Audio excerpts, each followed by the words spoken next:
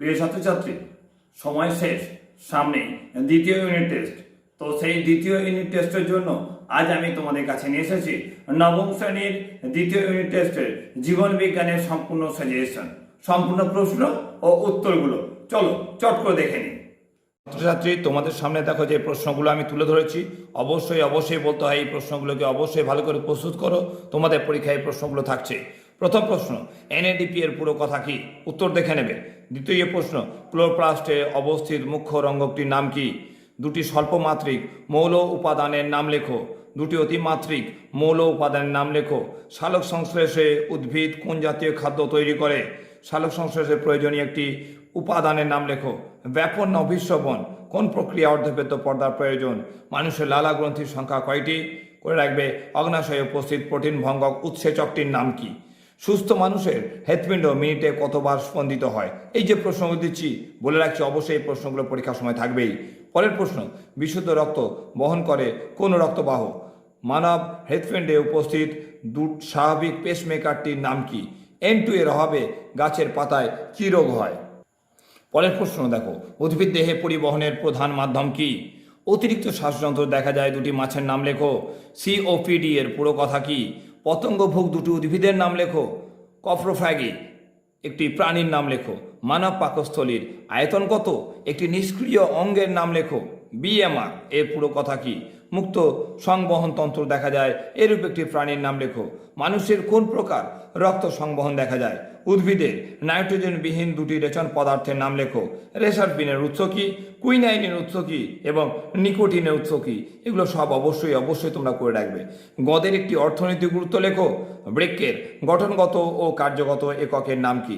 রেচনের সাহায্যকারী মানুষের দুটি অঙ্গের নাম লেখো। এগুলো সব ছিল তোমাদের 1 নম্বরের প্রশ্ন।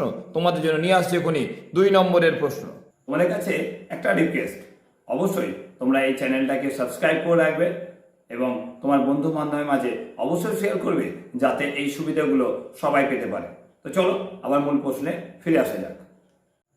তোমাদের জন্য আমি যে 2 নম্বরের প্রশ্নগুলো এনেছি তা অবশ্যই আগে বলে দিই, এগুলো 2 নম্বর বাদ দিয়ে এগুলো বিভিন্ন প্রশ্ন একসঙ্গে যোগ হয়ে 5 নম্বরের প্রশ্ন তৈরি হবে। বা তোমরা দেখবে আমি যখন 5 নম্বরের প্রশ্নগুলো দেখব, এই প্রশ্নগুলো তার মধ্যে থাকবে। প্রথম প্রশ্ন, রথের উৎস্রোত বলতে কি বোঝায়? ব্যাপন ও অভিস্রবণের দুটি পার্থক্য লেখো। ও গ্রুপের রক্তকে সার্বজনীন দাতা বলা হয় কেন? মিথজীবী পুষ্টি কাকে বলে? অর্ধবেদ্য পর্দা কাকে বলে? একজন প্রাপ্তবয়স্ক মানুষের দাঁতের সংকেত লেখো। VMR কাকে বলে?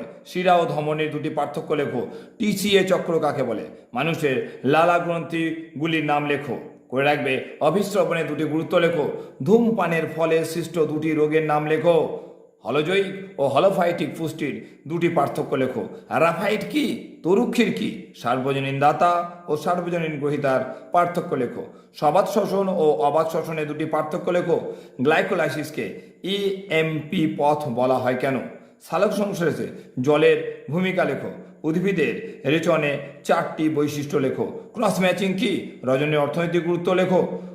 উদ্ভিদের রেচন ত্যাগের দুটি কৌশল লেখো।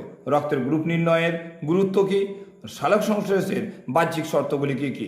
মানুষের প্রধান পৌষ্টিক গ্রন্থিগুলির নাম লেখো। RH ফ্যাক্টর কি? রেচনে যকৃতের ভূমিকা লেখো। ধূমপানের ক্ষতিকর প্রভাবগুলি লেখো। এই প্রশ্নগুলো তোমাদের 2 নম্বর, যেগুলো পরবর্তীকালে 5 নম্বর প্রশ্নের মধ্যে অবশ্যই থাকবে। তোমরা দেখে নাও।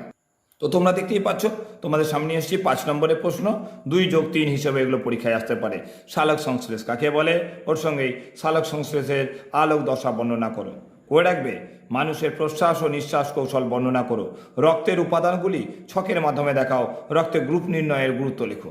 রক্ততঞ্চন কাকে বলে? ওর সঙ্গে রক্ততঞ্চন পদ্ধতিটি লেখো। পরের প্রশ্ন, উদ্ভিদের উপাক্ষারগুলির নাম, উৎস ও অর্থকারী গুরুত্বগুলি লেখো। করে রাখবে।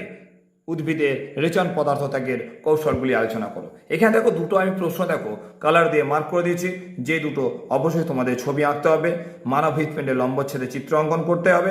আর করে রাখবে নেফ্রনের আদর্শ চিত্র অঙ্কন করে বিভিন্ন অংশ চিহ্নিত। এই ছিল তোমাদের প্রশ্ন। এইগুলোকে ভালোভাবে প্রস্তুত করে দাও। আশা করি তোমাদের পরীক্ষা অবশ্যই খুব ভালো হবে। দেখা হচ্ছে তোমাদের সঙ্গে নেক্সট ভিডিওতে। এখনকার জন্য ধন্যবাদ।